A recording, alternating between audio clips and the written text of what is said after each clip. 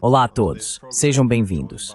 No programa de hoje, contamos com a presença de Einar Tangen, pesquisador sênior do Taihe Institute e também fundador e presidente da Asia Narratives. Então seja bem-vindo, é um prazer tê-lo no programa. É sempre um prazer estar com um compatriota norueguês. Obrigado. Então, bem, sobre isso, você é sim metade norueguês e metade coreano, mas nasceu em Washington e agora reside em Pequim, acho que há cerca de 20 anos. Isso está correto? Culpado, como acusado, cerca de um terço da minha vida. Então, bem, isso lhe dá uma perspectiva muito interessante, especialmente sobre as tensões e conflitos econômicos atuais entre os Estados Unidos e a China, já que você pode chamar os dois lugares de lar. Agora, vemos que muitas vezes as discussões sobre a ascensão da China acabam presas em clichês, como a afirmação comum de que os Estados Unidos inovam e a China replica. Minha preocupação é que muitas vezes acabamos nos iludindo para nosso próprio prejuízo ao nos recusarmos a ver o mundo como ele realmente é. Então imagino, como você explicaria o desenvolvimento econômico da China atualmente, que passou, é claro, por muitos estágios muito diferentes, já que a China de 2025 não é a China de 2010. Como podemos entender melhor o desenvolvimento econômico da China, para onde está indo e também seus desafios?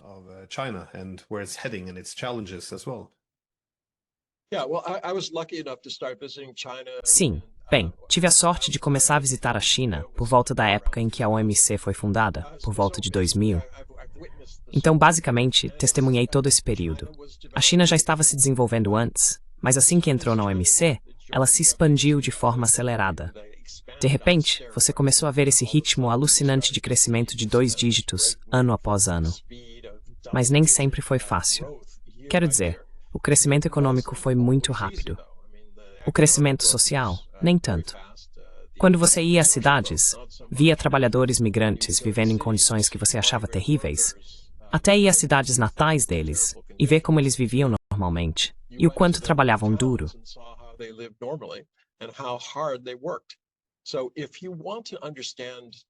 Então, se você quer entender como a China chegou onde está, um país que não tinha reservas monetárias reais, eles não tinham recursos. Na verdade, de aproximadamente 200 países no mundo, a China está em torno da posição 100 em termos de recursos por pessoa. Então eles realmente não tinham nada para vender. Como eles chegaram a esse ponto? Eles não tinham um sistema econômico maduro, não tinham bancos, não tinham companhias de seguros. A prática do direito era praticamente inexistente. Eu sei disso porque eu era advogado e conversava com advogados aqui. E eu tinha sido banqueiro de investimentos, então também conversava com o que se considerava profissionais financeiros aqui. Portanto, eles não tinham uma economia moderna.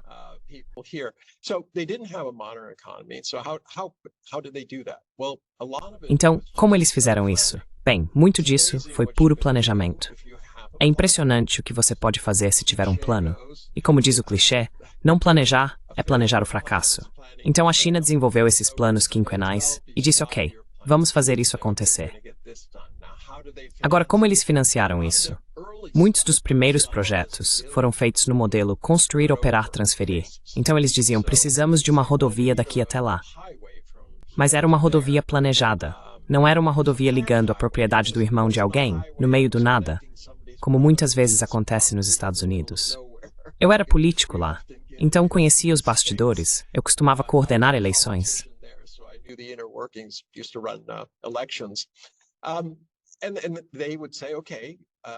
E eles diziam, ok, vamos ficar do mesmo lado da mesa. Você vai receber todo o seu dinheiro de volta, mais o seu lucro, e então você passa para nós. E eu sei, bastante gente que ficou muito, muito rica, incluindo muitas pessoas em Hong Kong que faziam isso. Eles conseguiam falar pelo menos parte do idioma e coisas assim, e conseguiram fazer. Então a China conseguiu isso através de muito trabalho, um trabalho incrivelmente árduo. Eu vejo pessoas trabalhando dias exaustivos de 12 ou 14 horas. Eu sinto pena deles, mas quando você conversa com eles, eles dizem, ei, eu sou pago. Essas são pessoas que conheci e que diziam, olha, eu costumava comer carne uma vez por ano, literalmente.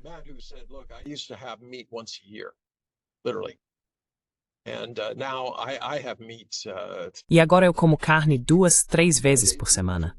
Para eles era simplesmente incrível poderem ter essas coisas depois de terem sido privados por tanto tempo. Então tudo depende da perspectiva. Eles trabalharam duro, ganharam dinheiro, levaram seu dinheiro de volta, abriram negócios ou continuaram na agricultura, mas agora podiam realmente sair e comprar um trator, enquanto antes não podiam fazer isso. Eles tinham que literalmente arar a terra com as próprias mãos e algumas ferramentas simples. Foi assim que a China se desenvolveu tão rapidamente. Mas eles também deram atenção à educação. Nos Estados Unidos, atualmente, 60% da nossa população lê apenas no nível da 6ª série ou menos.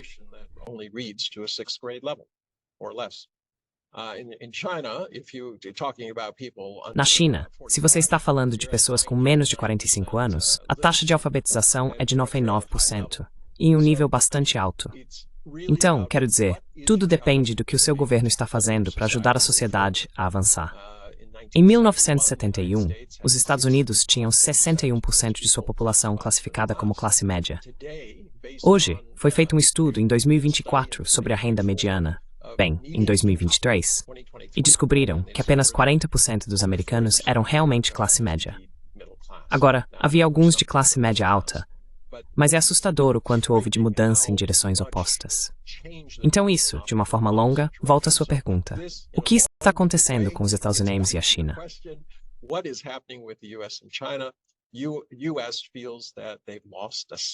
Os Estados Unidos sentem que perderam terreno. A China sente que trabalhou duro pelo que conquistou. Donald Trump é um populista que atrai aquelas pessoas que se sentem decepcionadas, e com razão. Quero dizer, partido após partido nos Estados Unidos assume o poder, mas nada muda. O déficit continua crescendo. As pessoas não estão recebendo uma educação melhor. Não há melhores oportunidades.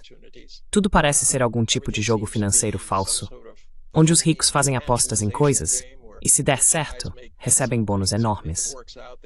Enquanto isso, outras pessoas estão sendo obrigadas a hoje mesmo, literalmente, comprar mantimentos no esquema de compre agora, pague depois.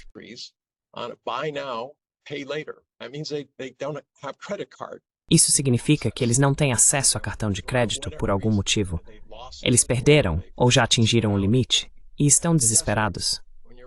Quando você está comprando mantimentos e dizendo vou te pagar com um empréstimo consignado, que vai resultar em cerca de 500% de juros ao ano, isso significa que você está desesperado. Então a China mudou, os Estados Unidos mudaram. O atrito causado por essa mudança é o que estamos vendo aqui hoje. Infelizmente, Donald Trump acredita que é hora de voltar ao passado, que reindustrializar a América, no momento em que estamos passando por uma revolução digital, é a resposta. Na minha opinião, a revolução digital é equivalente à revolução industrial. Há tantas coisas que vão mudar.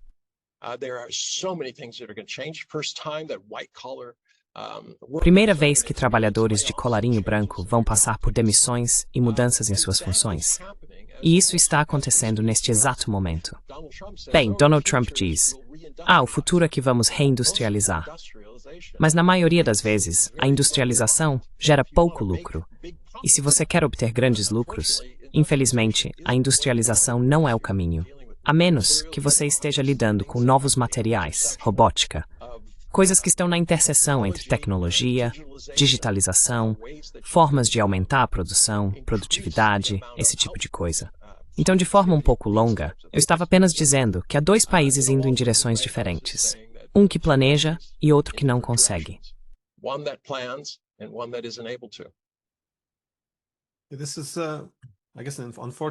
Acho que isso é um desenvolvimento infeliz do nacionalismo nos Estados Unidos. Agora, o nacionalismo não é totalmente ruim. Ele tem um propósito positivo de unificar o grupo.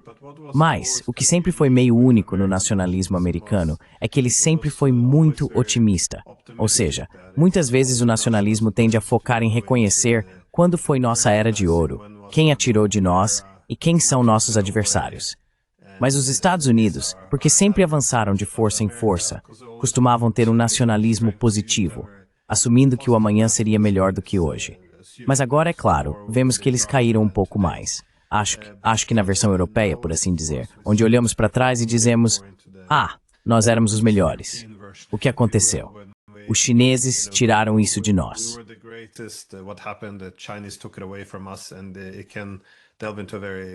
E isso pode assumir uma forma muito mais feia. Mas o desenvolvimento chinês foi bastante interessante, porque, por muito tempo, parecia que, bem, você mencionou as pessoas muito pobres que eles tinham, esse aparente suprimento ilimitado de mão de obra barata do campo migrando para as cidades, o que era visto como uma boa maneira de abastecer a força de trabalho para manter as exportações em alta. Isso foi usado para economizar dinheiro, acumular reservas estrangeiras e também transferir fábricas de todo o mundo para a China. Mas ao mesmo tempo, como você disse, eles não desperdiçaram esse dinheiro. A ideia de Max Weber sobre a moralidade capitalista dos protestantes apontava justamente que é preciso reinvestir. E você vê que eles reinvestiram isso nas pessoas, mas também, é claro, em tecnologia. Então o desenvolvimento econômico mudou um pouco.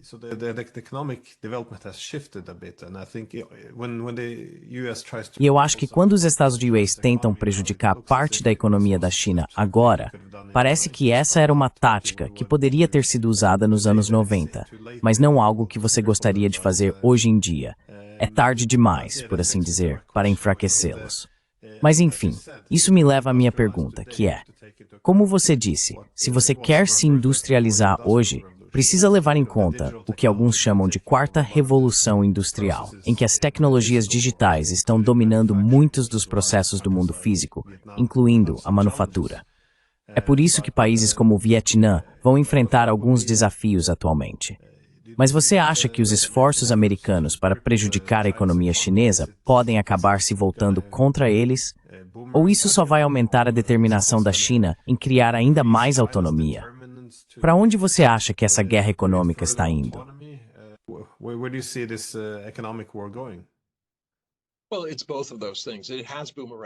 Bem, são as duas coisas. Isso voltou como um bumerangue. Os Estados Unidos disseram, olha, não vamos permitir que vocês tenham acesso à tecnologia sensível. E o que aconteceu? A China está desenvolvendo a própria tecnologia, e em um ritmo muito rápido. Lembro de conversar com alguns executivos de alto escalão, e eles diziam, não, a China está 10, 15 anos atrás. Eles nunca vão alcançar. E sabe, Glenn, odeio dizer isso, mas era racismo. Quero dizer, eu estava nos Estados Unidos. Eu era o asiático de mais alto escalão no meu estado. E eu costumava ouvir todo tipo de absurdo que você pode imaginar. Eu dizia, olha, uma boa porcentagem dos seus professores é asiática. Como é que só tem um asiático na administração dessas 26 universidades e faculdades, sendo que 10, 15% deles eram asiáticos? E eles eram considerados relativamente valorizados, quero dizer, eram muito valorizados.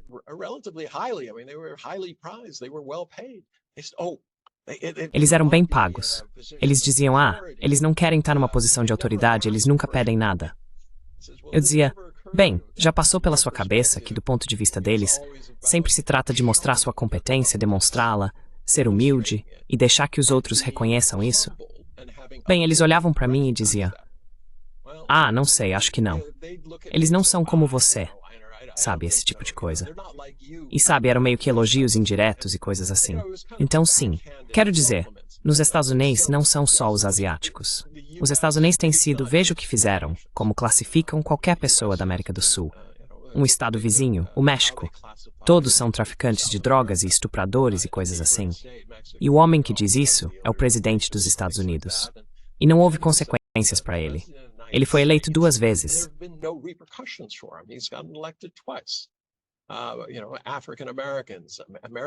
Sabe, os afro-americanos, os indígenas americanos, veja, nós, nos Estados Unidos, somos um império. Pegamos tudo o que temos de outros povos. E parece que estamos determinados a fazer isso de novo com a Groenlândia, o Canadá, Gaza e o Canal do Panamá. E quem sabe o que viria depois disso? E ainda temos a ousadia de dizer que representamos o Estado de Direito e que tudo isso é maravilhoso. Na verdade, eu nem deveria dizer isso, porque já não é mais verdade. E Donald Trump nem sequer finge acreditar ou querer se associar a instituições internacionais, ao Estado de Direito ou a tratados. Nada disso importa. A única coisa que importa é a lei da selva. Eu sou maior que você. Posso pegar o que eu quiser. Então, neste momento, é realmente difícil ver como isso vai acabar. Os Estados Unidos adotaram o que eu chamo de defesa Tonya Harding. Tonya Harding defense. Tonya Harding was a international figure skater and her best Tonya Harding era uma patinadora artística internacional e sua melhor amiga, Christy Yamaguchi, ela era japonesa, não chinesa. É importante fazer essa distinção. Tonya decidiu que se não conseguisse vencê-la, se chegasse às Olimpíadas, ela mandaria seu namorado e outro cara irem lá tentar quebrar as pernas dela. E é exatamente isso que estamos vendo aqui. Os Estados Unidos têm medo de que a China os supere. Então, qual é a nossa escolha? Em vez de termos esse momento Sputnik em que dizemos, ei, competição, estamos prontos para isso, vamos encarar, dissemos, não queremos competir. Olha, temos direito a isso. E se eles estão fazendo isso, devem estar trapaceando. Se estão trapaceando, temos o direito de tentar isolá-los, inventar narrativas falsas sobre eles, assediá-los em sua periferia, fazer qualquer coisa necessária para nos mantermos na frente.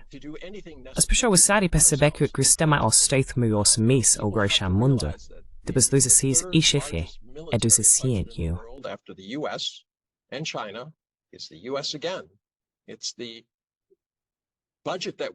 É o orçamento que gastamos com espionagem e desinformação. É enorme, de fato. E sobre isso, você sabe, a gente não fala. Mas estamos constantemente acusando outros de nos espionarem, quando na verdade somos a principal agência de espionagem do mundo. E se você incluir nossos parceiros do Four Eyes, quero dizer, superamos e ultrapassamos todo mundo ainda mais do que nossas forças armadas convencionais. Então isso se tornou a forma como lidamos com as coisas. Se estamos fazendo algo, acusamos outras pessoas de fazerem o mesmo. E aí tentamos inverter o jogo, como dizem, para colocar os outros na defensiva, ironicamente, sobre as coisas que nós mesmos fazemos. Mas a hipocrisia começa a desgastar as coisas. E acho que muita gente no mundo está simplesmente cansada desse tipo de ataque e acusação constantes. Enquanto nós, infelizmente, nos recusamos a obedecer às regras que mandamos os outros seguirem.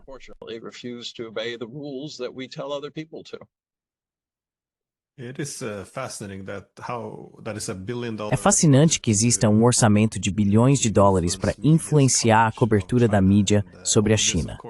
E tudo isso, é claro, está acontecendo em um momento em que os Estados Unidos... Bem, é um bom momento para adotar políticas industriais muito fortes ou enérgicas. Eu pensei que o momento do Mar Profundo seria o momento Sputnik para os Estados Unidos voltarem ao trabalho, por assim dizer. Mas isso realmente não aconteceu. Você mencionou a instrumentalização da tecnologia e semicondutores. Mas claro, também vemos em certa maneira a sustentação do sistema que do Keding.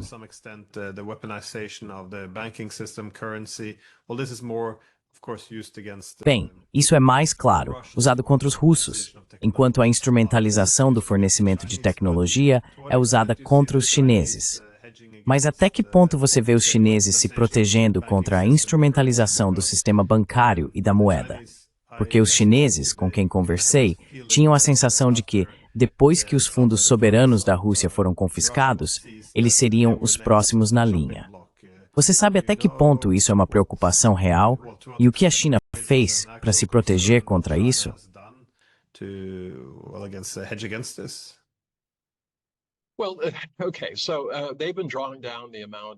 Bem, ok, eles vêm reduzindo a quantidade de títulos do Tesouro que realmente possuem há bastante tempo. Mas o que você vê na superfície não é tudo. Existem bancos do setor privado, instituições chinesas que mantêm depósitos nos Estados Unidos porque sempre foi considerado seguro. A posição oficial da China é que manterá fundos suficientes para facilitar o comércio, para que não seja necessário ficar constantemente vendendo e comprando dólares e coisas do tipo. Assim é possível facilitar o comércio. E, obviamente, há um grande benefício econômico para a China em termos de balança comercial e coisas assim. Mas, essa é uma área muito, muito perigosa para os Estados Unidos. Quanto mais nós transformamos o SWIFT, o sistema de liquidação interbancária, em uma arma, e basicamente o usamos como um instrumento bruto da nossa política externa, não apenas contra a Rússia.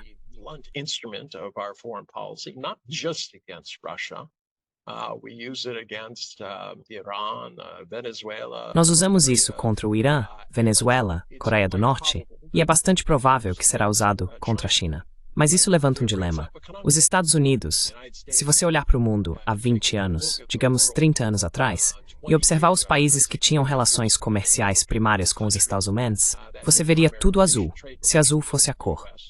Se você olhar hoje, e vermelho for a cor da China, o mundo está todo vermelho, com apenas alguns pontos azuis aqui e ali.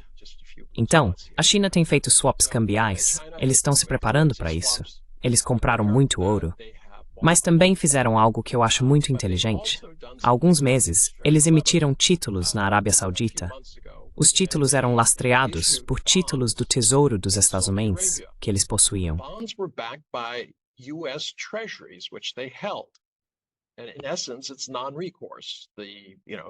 Em essência, é sem recurso. A garantia para isso são esses títulos do Tesouro dos Estados Unidos. Então, quando você emite esses novos títulos com o antigo ativo, esses títulos do Tesouro, você pode basicamente retirar o dinheiro sem afetar o mercado. Se a China começasse a vender mais de 750 bilhões de dólares em títulos do Tesouro, isso causaria uma corrida no sistema e, na verdade, prejudicaria a própria China, porque o preço cairia drasticamente. Assim, eles receberiam menos dinheiro de volta e haveria uma disrupção global. Isso não é do interesse da China. Eles querem um mundo estável e constante, onde o comércio seja global, as pessoas ajam de acordo com suas capacidades e aqueles países que podem incentivar e ajudar os países que estão enfrentando problemas. Uma perspectiva muito, muito diferente.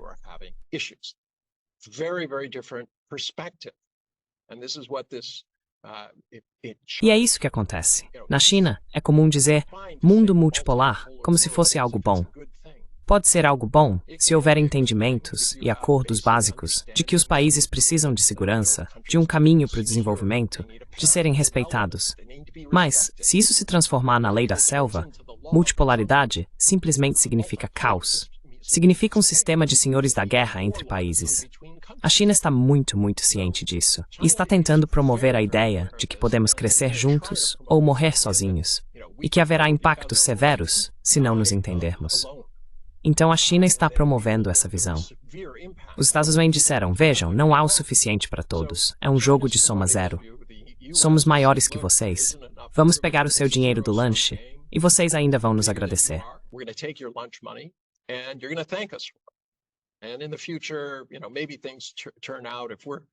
E no futuro, talvez as coisas melhorem.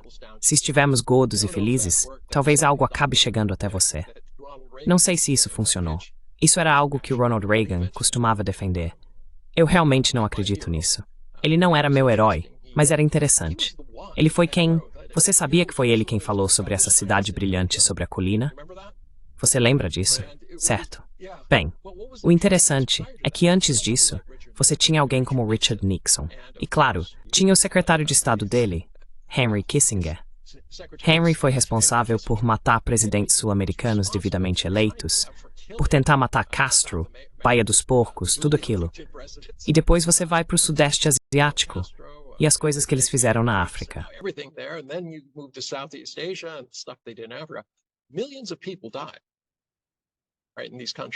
Milhões de pessoas morreram nesses países, mas nunca passou pela cabeça dele pedir desculpas. Sua abordagem era totalmente baseada na Realpolitik. Países poderosos são poderosos enquanto usam seu poder para manter esse poder. Por exemplo, se alguém te olha de um jeito estranho, você mata todos os parentes dele só para mostrar que não deve olhar para você desse jeito. É pura lei da selva. Eu estou no topo, você está embaixo. Eu, Tarzan, você Cheetah, certo? Mas aí, e vem o Reagan.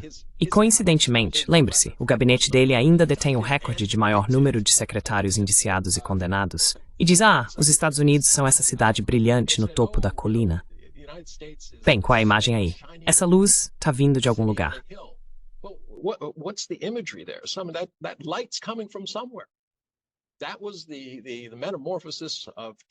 Essa foi a metamorfose dos Estados Unidos, voltando a algum tipo de entidade guiada por Deus, que estava fazendo bem. E essa ideia de excepcionalismo americano, tenho certeza de que você já viu isso muitas e muitas vezes. Essa ideia de que, bem, para fazer omeletes é preciso quebrar ovos. Sabe, se vamos construir um mundo melhor, sim, talvez tenhamos que matar alguns milhões de pessoas e bombardear coisas até a Idade da Pedra. Mas no final, tudo vai valer a pena. Bem, até agora, não valeu a pena. A América está se levando à falência com o custo dessas guerras. o resto do mundo não está agradecido pelo que a América está fazendo. E então você tem um presidente que decide declarar guerra econômica a 180 estados, 180 nações, incluindo alguns pinguins muito, muito confusos. Including some very, very confused penguins. Yeah, the penguins. This was a good Sim, indicator os that pinguins. they didn't do their homework. Isso foi um bom indicativo de que eles não fizeram o dever de casa direito. The Cold War Acho que a Guerra Fria criou alguns problemas adicionais para o Ocidente, porque quando tudo era preto no branco, a ideia era que você precisava dominar para que os bons valores e o bom sistema de governo sobrevivessem. E claro, acho que a democracia ocidental e o capitalismo eram melhores do que o comunismo soviético. Mas o problema é que, se um hegemon é apoiado por uma ideologia dessa forma, os fins tendem a legitimar quaisquer meios. E depois de um tempo, vai o mesmo acontecendo na Europa agora.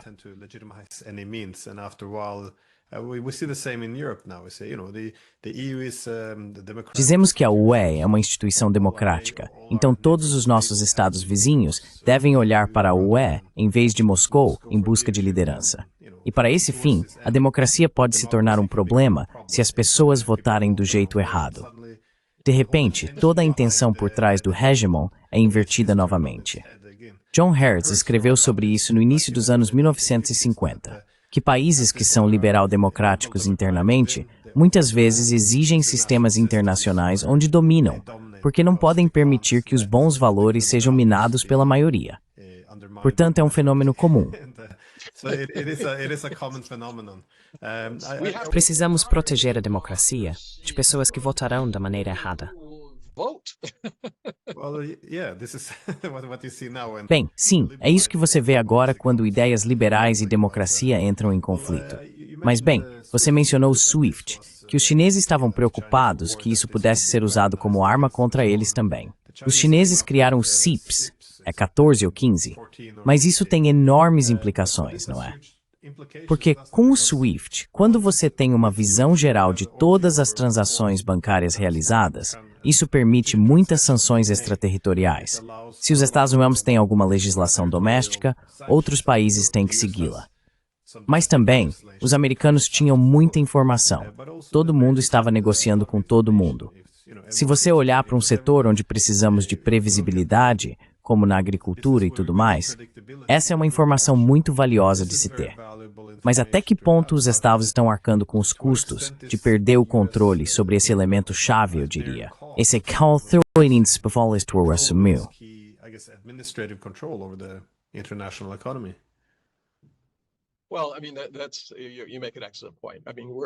Bem, quero dizer, você levantou um ponto excelente. Estamos puxando a corda de dois lados.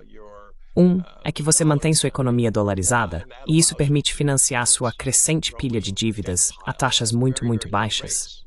Mas o outro lado é que uma vez que você a transforma em arma, e os países começam a se preocupar, e não é só a China, todos os países estão preocupados porque existe risco político. Se amanhã houver uma democracia, eles pedem misstaitandes que isso foi em Tomanhood Bucam. Como podemos?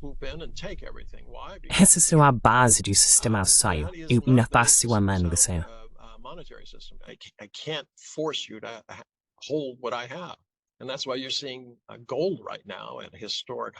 E é por isso que você está vendo o ouro agora em máximas históricas, acima de 3.000. Eu simplesmente não consigo acreditar. Mas as pessoas estão buscando aquilo que acreditam ser seguro. Quero dizer, elas estão até colocando seu dinheiro em um esquema Ponzi chamado Bitcoin. Eu adoro isso. Você pode segurá-lo na mão? Não. Ele pode ser roubado? Ah, sim, sim. Então não é seguro. Bem, qual é o propósito? Eu não sei. Fiz um ano de estágio no Ministério Público e também fui advogado de defesa por alguns anos. Posso te dizer, pessoas que querem anonimato demais, você tem que se perguntar por quê. Então, para onde isso está indo ao dizer que o sistema existente está fraturado? Fique tranquilo. A China não quer assumir o controle.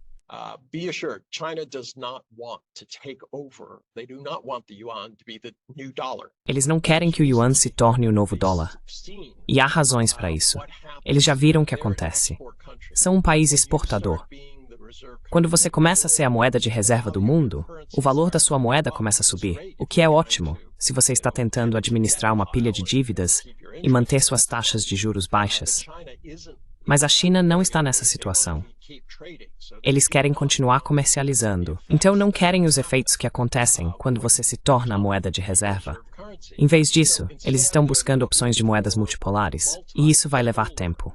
Obviamente os BRICS, com a Rússia muito interessada em impulsionar isso, mas cada vez mais outros países também.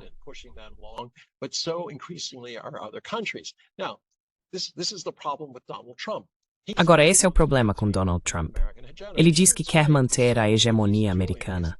Isso é ótimo, exceto pelo fato de que o que ele está fazendo é minar o pouco que ainda temos. Quero dizer, ninguém realmente gosta de nós lá fora, e agora estamos enfraquecendo nossa própria moeda. Isso não é uma boa ideia. Não vai acabar bem. Digo, o motivo pelo qual ele entrou em pânico e colocou a suspensão de 90 dias foi porque ele viu o que estava acontecendo com os rendimentos dos títulos que estão subindo. Isso não é bom. O dólar estava despencando. Caiu 9% desde que ele assumiu o cargo. O mercado despencou. Estamos em território de correção, cerca de 20%. E você tem essa situação em que, sabe, o que vai acontecer a seguir?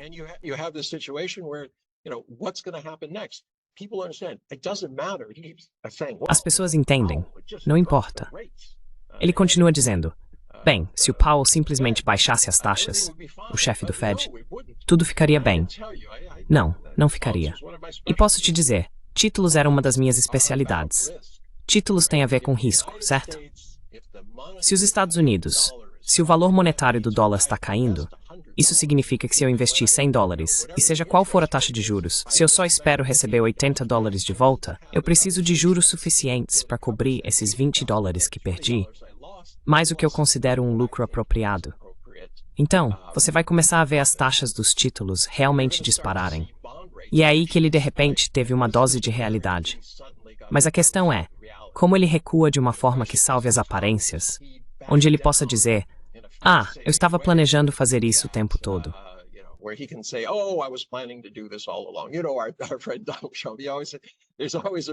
Você sabe, nosso amigo Donald Trump sempre dizia que havia um motivo para tudo que ele fazia.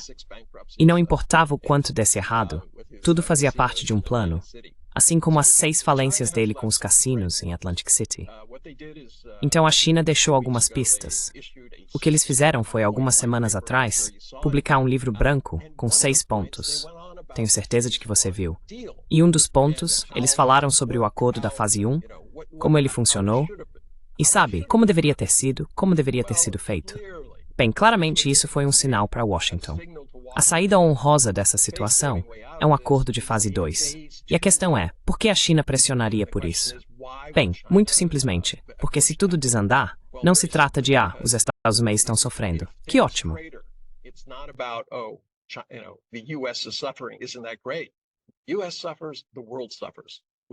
Os Estados Unidos sofrem, o mundo sofre, estamos caminhando para uma recessão. A questão é, vamos acabar em uma depressão? A China não quer uma depressão, então é preciso agir com maturidade. É preciso fazer o que é necessário. E eles agiram assim. 2 ou 3 dias atrás, eles unilateralmente retiraram as tarifas sobre certos tipos de circuitos.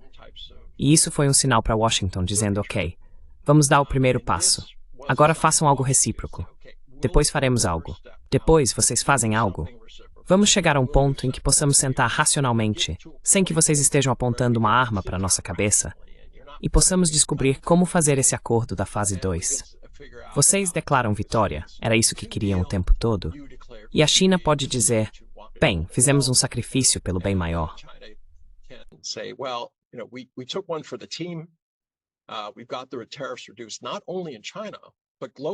Conseguimos reduzir as tarifas, não só na China, mas globalmente. E se isso acontecer, o prestígio da China aumenta. Eles enfrentaram o valentão do recreio e fizeram algo em nome de todos no recreio, em vez de dizer, vou fazer isso por mim, porque é do meu interesse. São apenas interesses, nada mais. Quero dizer, não sei você, Glenn, mas eu realmente não gosto disso. Da ideia de que, sabe, países não têm amigos, só têm interesses. Essa é a lei da selva, certo? E isso é um caminho perigoso. Uma vez que você segue por esse caminho, basicamente está preparado para fazer quase qualquer coisa, porque pode justificar, como o excepcionalismo americano, como o secretário de Estado Kissinger. E eu não acho que esse seja o futuro. Espero que não seja.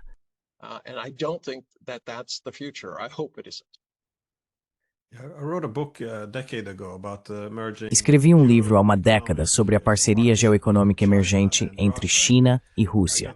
E recebi muitas críticas, porque o argumento era: não. Em 1 ou 2 anos eles vão entrar em conflito pela Ásia Central ou por quem vai dominar. Bem, isso remete ao que você disse, essa suposição de que eles precisam agir em termos de soma zero, que precisam travar essa batalha por domínio.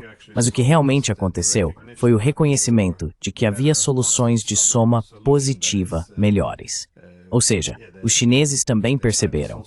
Bem, se levarmos em conta os interesses do outro lado quando estivermos circulando pela Ásia Central, já que está na fronteira deles, então eles estarão mais propensos a nos acomodar.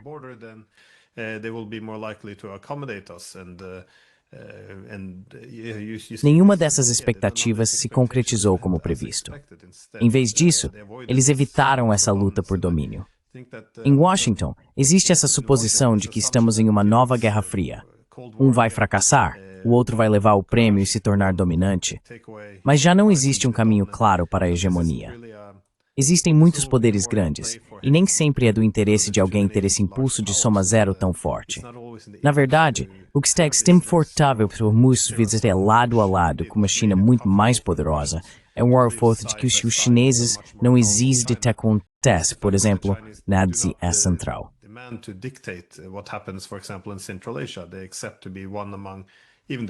Eles aceitam ser um entre iguais, até mesmo o primeiro entre iguais, mas ainda assim um entre iguais. E eu acho que esse tem sido o segredo também na formação dessas instituições, como a SQO ou o BRICS, onde há muitas grandes potências para que possam comunicar ao restante. Sim, somos a maior, mas não podemos ditar as regras, porque há muitos atores grandes dentro desse bloco. E eu acho que esse sinal para os outros países de que não pretendem dominar, apenas ser uma potência líder, é algo que tem um efeito tranquilizador nos estados parceiros. Mas nós não gostamos muito de aprender com os outros. Você sabe o que dizem sobre não aprender com a história?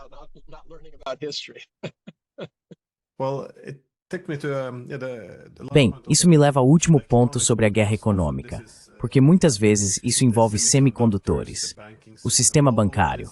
Toda essa guerra econômica é em grande parte iniciada pelos Estados Unidos, mas tende a ter um efeito bumerangue. Mas muitas vezes esquecemos que os chineses também têm capacidade de retaliação. Uma área em que os chineses parecem dominar é definitivamente a dos minerais de terras raras. Novamente, eles fazem a mineração, eles fazem o processamento. Isso não pode ser simplesmente substituído, nem mesmo na próxima década. Então, até que ponto os chineses dominam esses metais de terras raras e qual é a real relevância disso?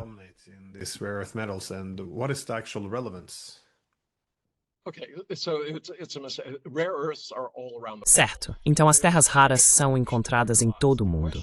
E não há escassez. Existem muitas. A questão é, qual é a concentração? Isso determina a viabilidade de extraí-las. Se a área tem alta concentração, é melhor do que uma área de baixa concentração. Também existem efeitos colaterais ambientais. Mas o principal que a China tem, e as pessoas parecem não entender isso, é o processamento. A China processa cerca de 90% das terras raras do mundo. Eles fazem isso porque conseguem fazer de forma mais barata e melhor, alcançam maior pureza e conseguem fazer isso a um custo muito menor. É por isso que as pessoas recorrem à China. É como perguntar, por que a Índia comercializa com a China, mesmo que tantos indianos tenham uma visão negativa da China?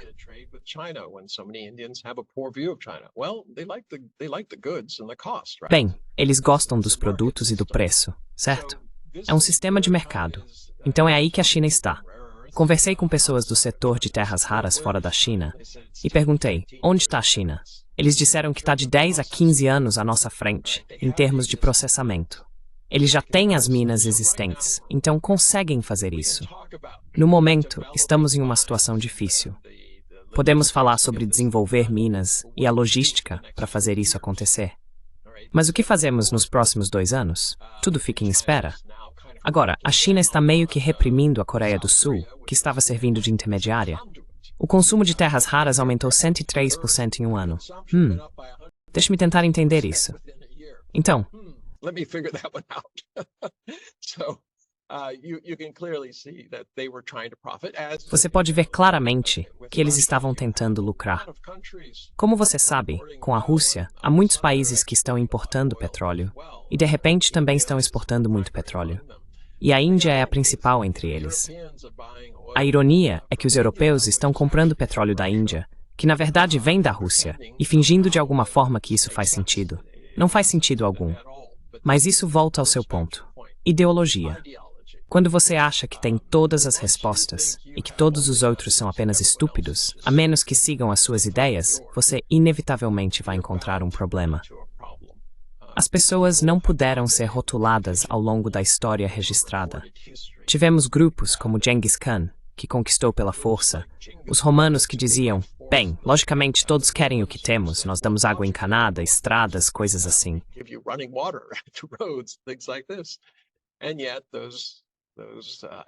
E mesmo assim, esses impérios fracassam. E a questão não é que os Estados Unidos vão fracassar amanhã. Temos muitos recursos. Ainda temos pessoas boas, elas podem ser de outros lugares, mas na medida em que permanecerem nos Estados Unidos, podem impulsionar grande parte da nossa inovação. Mas estamos nos enfraquecendo e, infelizmente, estamos enfraquecendo o mundo. E com Rússia e China, quero dizer, a questão aqui é que existem tensões, já houve no passado e coisas assim. Mas as coisas mudaram. A ideia de tentar conquistar mais terras não atrai ninguém. Por quê? Porque dá muito trabalho. Certo, agricultores chineses estão realmente trabalhando na Rússia, estão pagando bem aos proprietários russos, estão produzindo coisas. A Rússia é o país número 1 em recursos no mundo.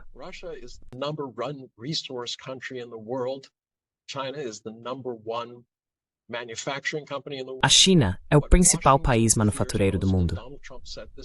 O que Washington mais teme, e Donald Trump disse isso durante a campanha, é que China e Rússia juntas sejam imbatíveis e que acabem superando os Estados Unidos. Lembro-me de uma conversa com Vladimir Yakunin. Ele costumava comandar o sistema ferroviário russo e era muito próximo de Putin. Depois de algum tempo de discussão entre alguns chineses e ele, Yakunin estava sendo muito incisivo, dizendo, ok, é isso que eu quero. Isso é o que quero realizar. Isso é possível. O lado chinês estava desenhando um grande círculo, onde achavam que talvez houvesse algum acordo, mas não falavam diretamente sobre isso. Tentei explicar para ambos os lados. Vocês estão tendo um problema de comunicação cultural. Vocês lidam com as coisas de maneiras diferentes.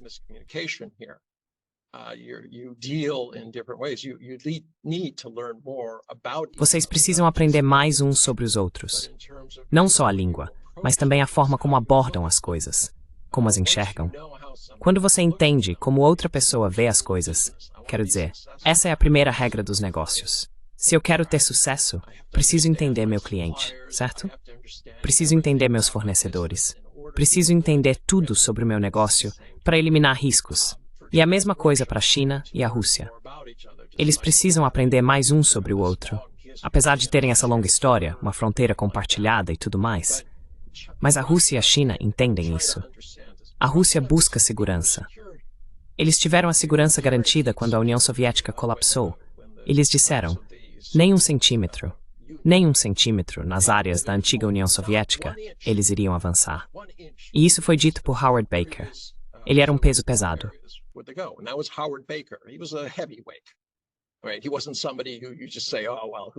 Ele não era alguém que você podia simplesmente ignorar e dizer, tanto faz o que ele diz, certo? Esse cara estava tão por dentro quanto possível. Ele fez aquela declaração. Foi gravado. E então, de repente, aparecem esses idiotas espertos, dizendo, bem, eles não colocaram por escrito, então não conta. Bem, não contaria em lugar nenhum, mesmo que estivesse por escrito, porque não existe uma agência de fiscalização quando se trata de nações. Elas precisam respeitar umas às outras. Precisam lidar honestamente umas com as outras. É aí que a coisa fica interessante, e isso me deixa irritado, porque é preciso haver amizade e confiança. Isso precisa ser construído ao longo de anos, mas pode ser facilmente destruído em questão de segundos.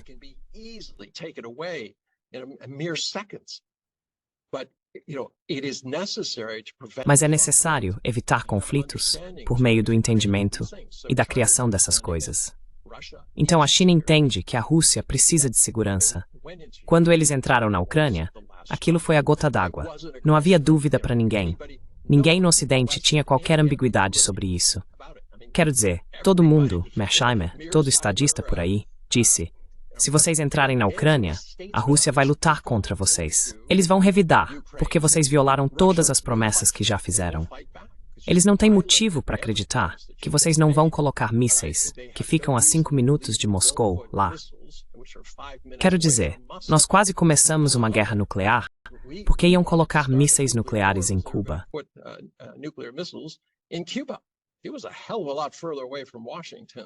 Era muito mais longe de Washington do que de Moscou, e depois da fronteira da Ucrânia. Então você tem essas situações impossíveis, mas a China entende que a Rússia quer segurança. Eles não querem mais território. Não precisam de mais recursos. Eles já têm todos os recursos de que precisam.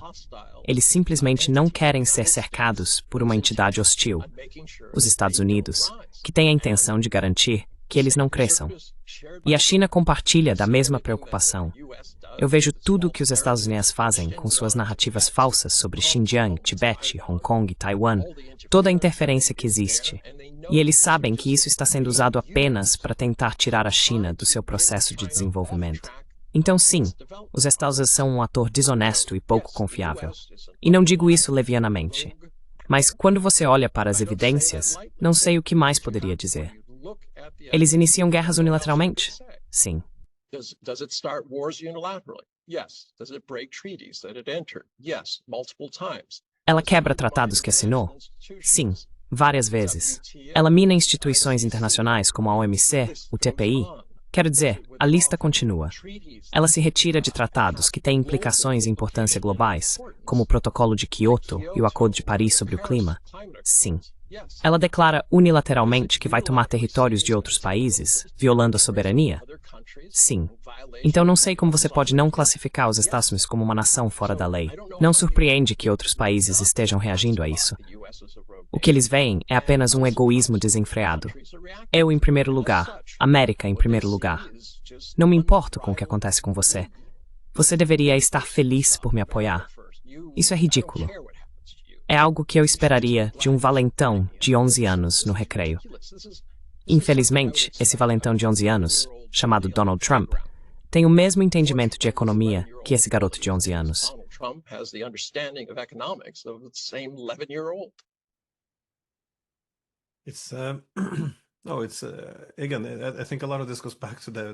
Novamente, acho que muito disso remete a soluções de soma positiva.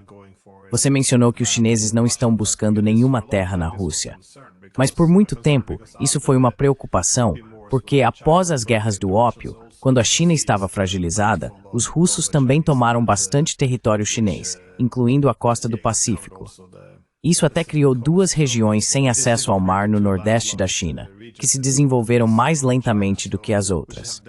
Então, a principal preocupação era que à medida que a China se fortalecesse, em algum momento ela quisesse contestar esses tratados injustos.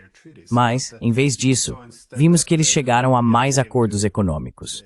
Além disso, os russos modernizaram seus portos na costa do Pacífico. Eles construíram ferrovias e pontes para essas regiões na China, tornando-as cada vez mais conectadas aos mercados mundiais.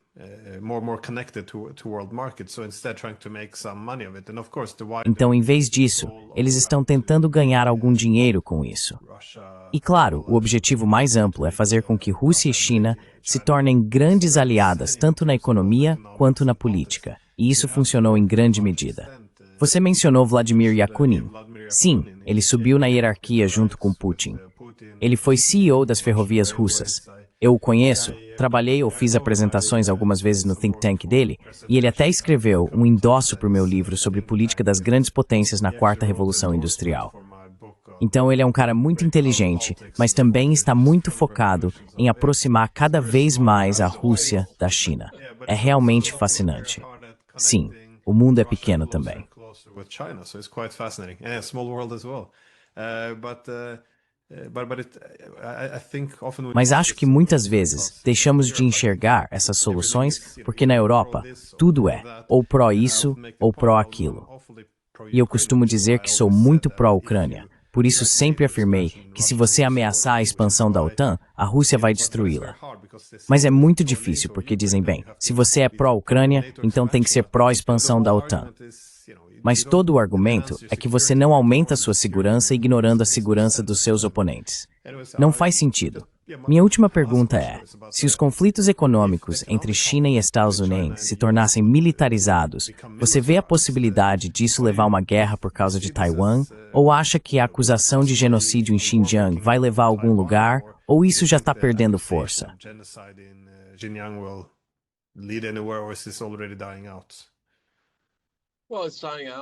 Bem, isso está desaparecendo porque o que as pessoas não entendem é que Xinjiang é o segundo destino turístico mais popular da China. As pessoas estão lá o tempo todo. Então não é o novo Auschwitz. Bem, sabe, eu já conversei com pessoas assim. Quero dizer, existe essa fábula criada por narrativas falsas. Já vimos o que é o ISID e também o que você chama de National Endowment for Democracy, sim, a NED, fizeram. Eles foram financiados diretamente pelo governo de lá. O objetivo era a derrubada de regimes, e eles fazem qualquer coisa necessária para isso. As pegadas deles estão em todo lugar. Você já viu qualquer tipo de levante, inclusive em estados majoritariamente democráticos, onde eles entram, e sabe, nem é sutil. Quero dizer, estamos falando de nações pobres.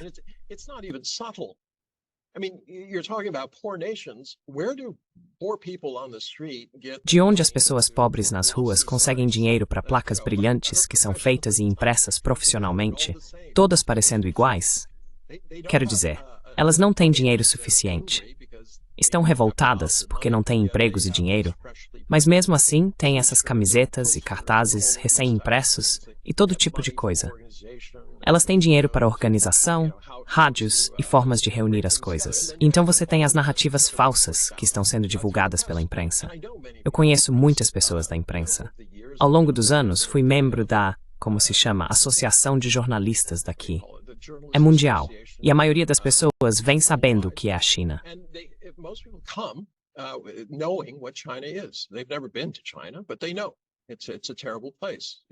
Eles nunca estiveram na China, mas sabem, é um lugar terrível. As pessoas não estão seguras aqui. Você pode ser levado da rua a qualquer momento. Xinjiang é um campo de trabalho. Hong Kong é um lugar deprimente. Os tibetanos só vivem esperando o retorno do Dalai Lama. Quero dizer, sejamos sérios aqui. Bem, o Dalai Lama estava lá. Sim, as pessoas têm direito às suas crenças espirituais. Eu acredito nisso. Eu defenderia isso. Mas a ideia de que a igreja e os nobres de lá permitiam que as pessoas vivessem até a avançada idade de 42 anos, em uma pobreza esmagadora, porque não podiam possuir terras, porque as terras eram ou dos nobres ou da igreja, isso era servidão. E era esmagador.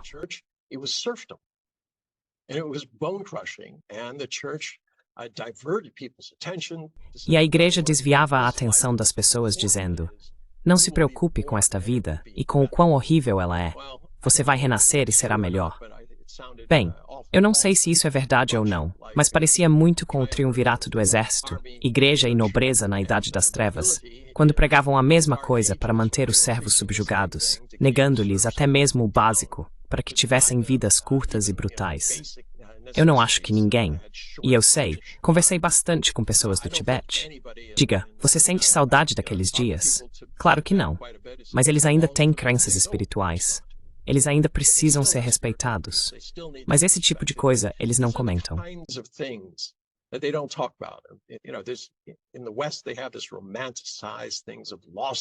No Ocidente, eles têm essa ideia romantizada de horizontes perdidos.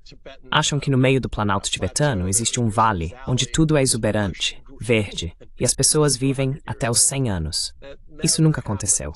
Não era assim. Isso foi uma obra de ficção. Infelizmente, fato e ficção se misturaram na mente das pessoas e continuam se misturando. Em termos de soluções, infelizmente, tenho que dizer que não há uma solução positiva até que haja líderes nos ASEANs que finalmente percebam que não estão lá para comandar o mundo. Eles estão lá para governar seu país. E para fazer isso, precisam de confiança. Precisam ter a capacidade de trabalhar com outras nações. Não podem seguir sozinhos.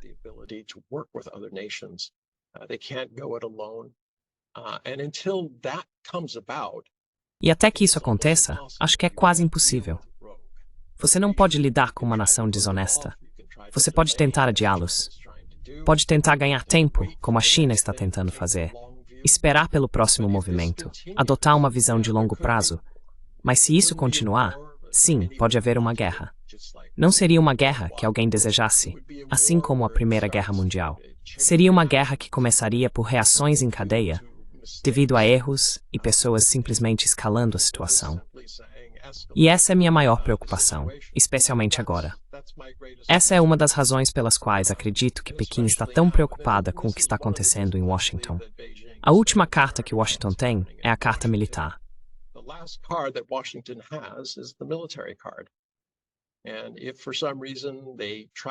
E se por algum motivo eles tentarem impor isso como um meio de alcançar outros objetivos econômicos, então podem ocorrer erros de escalada que podem levar a algo muito, muito sério, não só aqui, mas no resto do mundo. Mesmo enquanto falamos, a situação entre Índia e Paquistão está saindo do controle.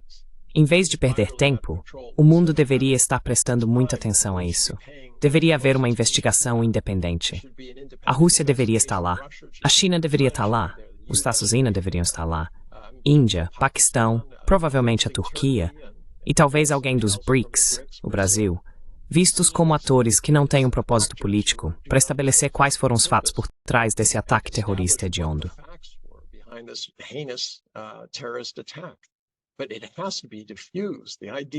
Mas isso precisa ser evitado. A ideia de que esses países iriam para a guerra, eu estava em um programa e disse, ouçam, por favor, pensem no que isso significa para seus países. Mas percebam que, se vocês dois entrarem em uma guerra nuclear, a radiação disso se espalharia pelo resto da Ásia, certo? E eventualmente chegaria aos Estados Unidos e ao redor do mundo, de volta para vocês. As consequências seriam devastadoras, muito além de qualquer coisa que pudesse acontecer com vocês. Então, por favor, eu sei que isso é algo horrível, e vocês estão enfrentando isso, mas precisam pensar um pouco globalmente. Vocês não podem simplesmente pensar, bem, eu preciso provar um ponto. Preciso mostrar que sou forte. Preciso matar um monte de gente porque isso vai resolver muita coisa. Estou sendo irônico.